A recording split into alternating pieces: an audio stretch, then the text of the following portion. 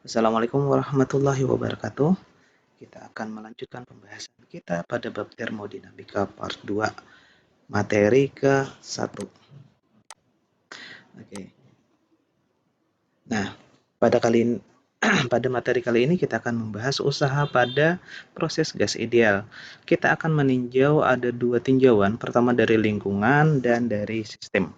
Nah, sebelumnya di pertemuan sebelumnya kita telah membahas uh, proses pada gas ideal, kemudian ada konservasi energi di sana.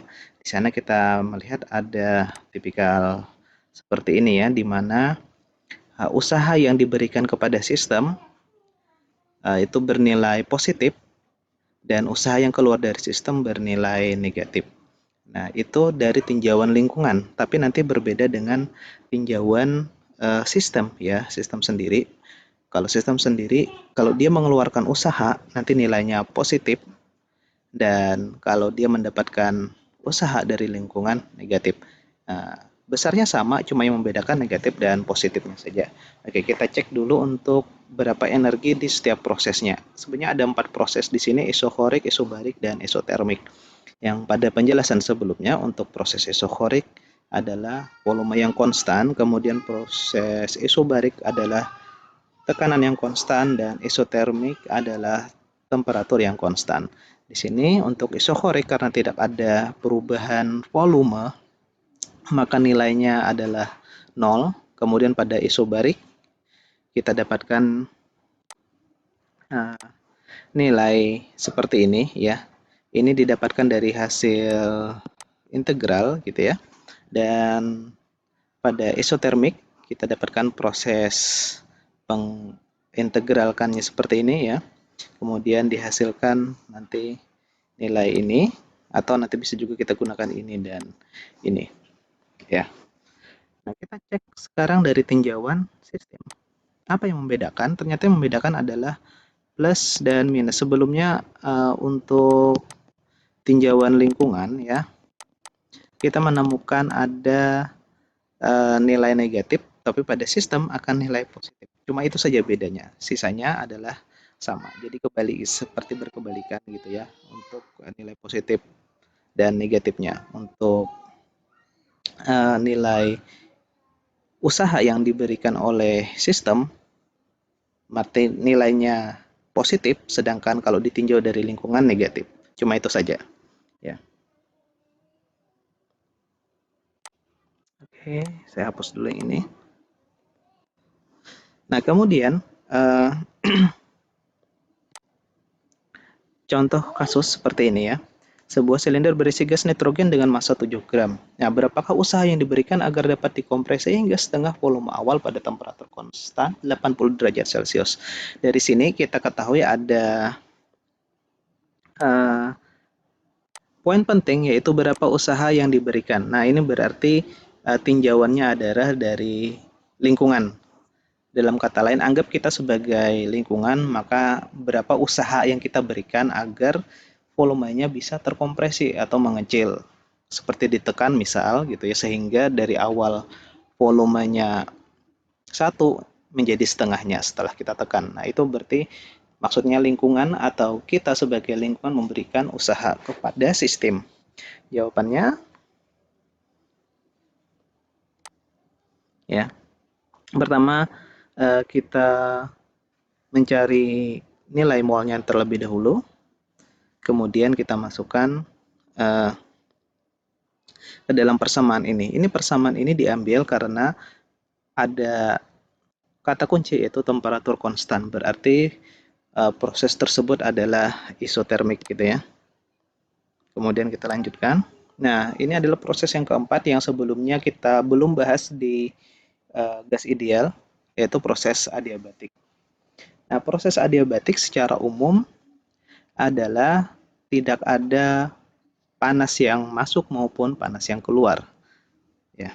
Jadi proses adiabatik ini bisa terjadi pada silinder gas yang diisolasi dengan isolasi panas yang cukup tebal, misal styrofoam yang tebal gitu kan, sehingga lingkungan bisa berinteraksi secara mekanik saja namun tidak ada interaksi panas. Atau yang kedua, gas dalam silinder diekspansi atau dikompresi dengan sangat cepat.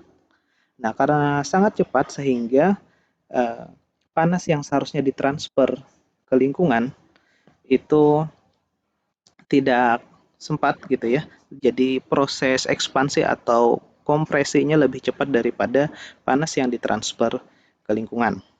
Atau proses ini disebut ekspansi adiabatik dan kompresi adiabatik. Dan ini biasanya terjadi pada mesin gitu ya, mesin panas atau mesin pembakaran. Nah, kemudian di sini ada beberapa catatan. Pertama ada specific heat ratio gitu ya. Specific heat ratio ini adalah perbandingan antara Cp per Cv. Ini adalah nilai konstanta atau nilai kalor spesifik atau kalor jenis P ini pada tekanan konstan, sedangkan yang V ini adalah pada volume konstan. Oke. Nah, langsung kita pelajari berdasarkan contoh.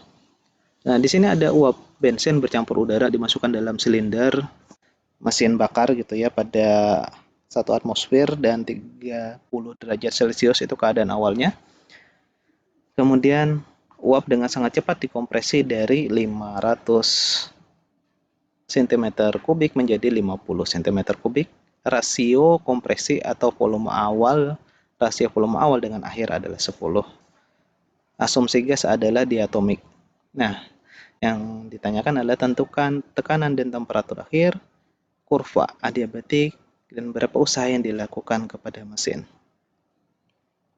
Ini proses adiabatik ya. Oke, kita cek dulu untuk tekanan dan temperatur akhir.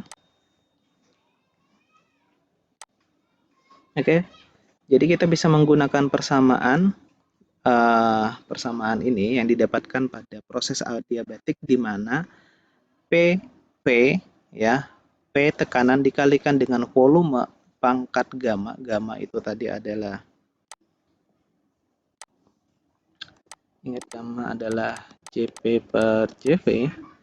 Ya, nilai ini selalu sama dengan ini ya, atau P dikalikan V ini adalah konstan, sehingga kita masukkan tadi gitu ya, informasi tadi atau data tadi, dan ini tadi adalah rasio volume. Oke, dari sana kita dapatkan nanti tekanan akhir ya, kemudian temperatur akhir. Nah, pertama tekanan dulu ditentukan, kemudian baru dicari temperatur akhir dengan menggunakan ini persamaan gas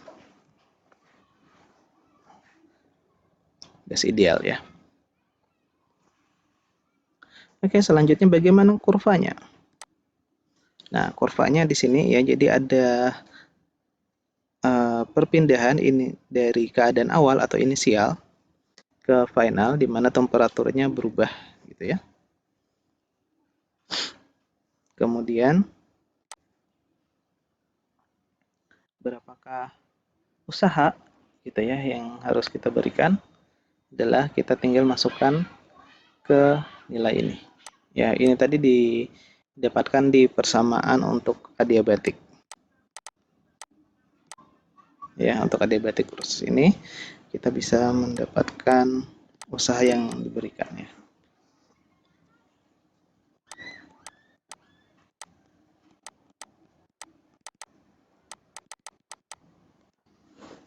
Oke. Selanjutnya ya, kita harus mengenal juga usaha pada proses gas ideal tapi dalam bentuk kurva.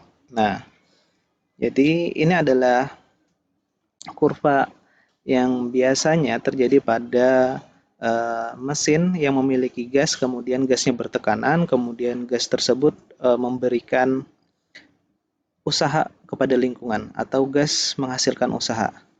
Nah, kalau misalnya dari tinjauan lingkungan ya, tinjauan lingkungan, maka nilainya negatif. Tetapi kalau misalnya tinjauannya adalah sistem, maka nilainya positif ya. Jadi nilai ini sebenarnya positif. Nah, positif dan negatif ini sebenarnya tidak masalah ya, jangan terlalu dibingungkan atau dipermasalahkan karena nilainya besarnya sama, cuma negatif atau positif itu berdasarkan tinjauan saja gitu ya, sistem atau lingkungan. Nah, jadi kalau hasil integral ini atau area di bawah kurva ya, ini bernilai positif. Sedangkan ini adalah kita memberikan usaha kepada gas atau contohnya kita menekan gas. Nah, jadi dari volume awal yang besar menjadi kecil. Nah, ini adalah negatif ya. Kalau misalnya kita melihat dari tinjauan sistem. Oke, kita juga bisa menghitung total energi dengan menjumlah luasan-luasan yang ada di bawah kurva ya. Misalnya kita membagi suatu kurvanya seperti ini, maka kita bisa membagi ada 3 luasan, misal 1, 2, dan 3. Kita bisa menghitung luas tiap area di bawah kurva dan total antara luasan 1, 2, dan 3 ini akan menghasilkan total energi. Nah, ini adalah kalor spesifik gitu ya, atau kalor jenis. Dan memang sedikit ada perbedaan antara solid, benda-benda yang solid dengan benda yang gas. Ya, pada gas kita akan mengenal yaitu nilai ini, yaitu nilai panas spesifik molar gitu ya. Ini pada volume konstan, dan kalau misalnya ada tanda P ini pada tekanan konstan. Oke, misalnya ada contoh seperti ini ya. Seorang mahasiswa dengan massa 70 kg, sakit flu, kemudian temperatur tubuhnya naik ya. Kemudian ditanya berapakah energi yang dibutuhkan untuk menaikkan temperatur tersebut.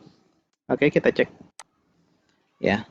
Tinggal mengalihkan saja gitu ya. Ini tadi nilai C, ini adalah massa, dan ini adalah delta T dalam Kelvin ya.